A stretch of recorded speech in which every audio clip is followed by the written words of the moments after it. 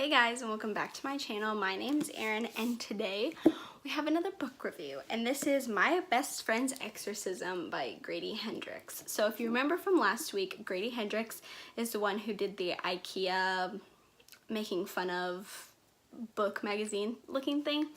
So this one looks like a yearbook. So on the inside there are all these signatures. It's so cute, and on this side there's all these signatures too. And it's really set up like a freaking yearbook, because there's like the year, and like it looks like the school, and then like it has those pages with like quotes about the school on them, and then it has some pictures of people, and like it's really funny. And then it gets into the stories. So I really enjoy his turning a book into something else. I loved it with the IKEA magazine knockoff thing, and I love it with this yearbook-esque like book look. I don't know, I really like that. I think it's unique, I think it's innovative, I think it makes you like want to read the book. I think it's fun. So this one is it's kind of a comedy like the other one, but I do think this one is way more serious. I mean, there are funny parts, like some of it's a little like, okay, but like it really is serious. This one's way more serious than that one is. So if you don't like the comedy aspect, this one would be more for you, because the comedy is very minimal. I mean, it's still there and there are funny parts, but it's not like overwhelming like the IKEA horror store one. So let me read you the back. The first thing that it says is a heartwarming story of friendship and demonic possession. So okay, it says 1988, Charleston, South Carolina. High school sophomores Abby and Gretchen have been best friends since 4th grade. But after an evening of skinny dipping goes disastrously wrong, Gretchen begins to act different. She's moody, she's irritable, and bizarre incidents keep happening whenever she's nearby. Abby's investigation leads her to some startling discoveries, and by the time their story reaches its terrifying conclusion, the fate of Abby and Gretchen will be determined by a single question: is their friendship powerful enough to beat the devil?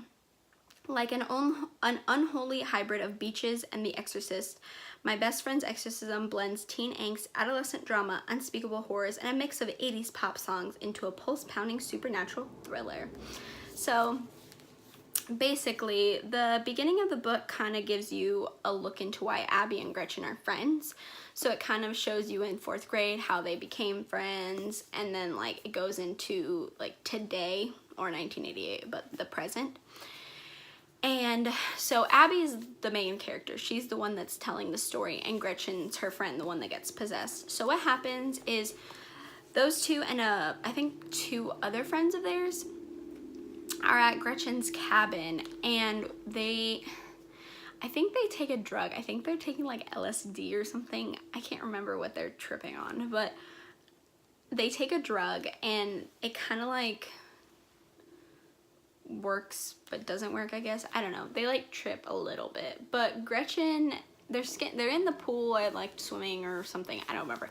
They go skinny dipping, and then what happens is they lose Gretchen. They lose her. They cannot find her at all. She just runs into the forest, and they go looking for her for hours. They spend the entire night looking for her, and they can't find her. And then I think early in the morning at like 5 a.m. or 4 a.m. or 6 a.m. or something, like they spent all night, they finally find her, and she's just kind of like, I don't know what happened, like that's weird. Like they think it was just like a mishap with the drugs or whatever. And I'm pretty sure the main character Abby didn't like feel anything, like she didn't even trip. So I don't even know if they actually took like real drugs. I just think someone sold them like drugs, but they weren't drugs, you know.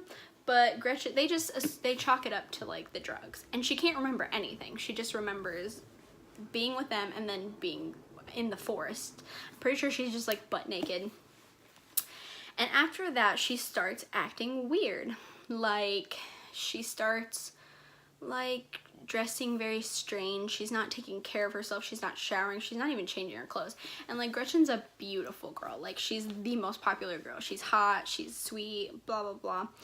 and she like doesn't shower, she's not changing her clothes, and like her friends are like, what the heck? And she's moody, she's biting their heads off when they talk to her. It's just very strange. So what happens is Abby gets concerned, and she sticks by her side because they're best friends. She's gonna be there for her and whatever.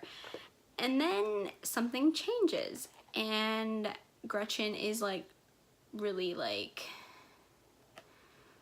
well, before that happens, Abby is like trying to convince her parents, like Gretchen's parents, that something's wrong with her. Abby thinks Gretchen was raped in the forest, like that's what happened, and that's why she's acting so weird, because Gretchen keeps telling her, he's watching me, he's like in my room at night, like I can't like, you know, sleep without him being there, he's always there, he's watching me. And then she has like bruises all over her and like marks, and Abby thinks it's because someone's abusing her, like a man, like a boyfriend or something. And she tries to tell the parents, and the parents basically hate her because they think that this is all her fault because of the drugs, and it's a lot. And then Gretchen comes back to school normal. She has her hair cut, she looks prim and proper, she looks like she's ready.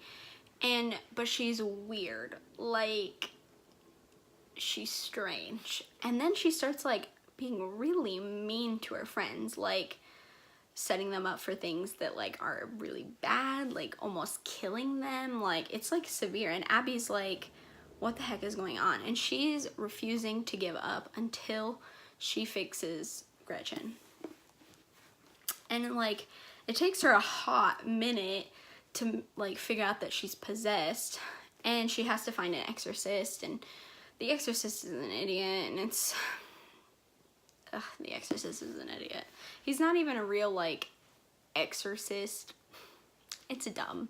That part's dumb. And then the way they like exorcise her is pretty stupid. That's like the comedic aspect I find. It's just like the exorcist, and then like the actual exorcism is just kind of like not comedic, but it's just kind of dumb. Like I just find it like stupid, do you know what I mean? Like it's not how you would picture someone getting exorcised, or like how the movies picture it, which we don't know if that's accurate. I've never witnessed an exorcism, don't really want to, but you know, it's just kind of dumb. Like it's a dumb exorcism, like it's just stupid. So that's kind of like the comedic aspect, but the ending is her as an adult talking about it, like working and like reminiscing about what happened, and it's just strange. Like I think this one is scary just because honestly possession freaks me out, but this one's just scary because I feel like she can't do anything. Like she knows something's wrong with her friend, no one is listening to her, and she doesn't know how to fix her friend, and then her friend is acting all weird. Like one minute she's like all sad and depressed and weird, and then the next minute she's like, I'm fine, I don't know what you're talking about. Like it's just weird. But this one I actually really enjoyed way more than the horror store one. That one was just funny. This one has very serious undertones. I mean, it is still funny. Like they're making fun of exorcisms. You can definitely tell. Like they're making fun of like possession and stuff like that, which is fine. It's fun to have like a funny side to like serious topics. But if you are more on the like, I like hardcore horror, this is not hardcore, but this is more hardcore than the horror store one. Overall, I really did love this book. I thought it was fun. It was entertaining. Again, I love that it looks like a yearbook. It puts you back into like school times and like going to school and like what high school's like and stuff like that. Not that I'm out of high school that long, but it just makes me feel like that. So I do love that aspect. I don't have any more books by him, but I would be interested if he has other ones similar to these two. So if you guys know more by him or similar to this, I would check them out. So if you want to leave recommendations, I would be open to it. But yeah, so that is my best friend's exorcism, and I hope you guys enjoyed this. Let me know if you have read it or if you would like to read this. And yeah, like, subscribe, comment, and I will see you guys later. Bye.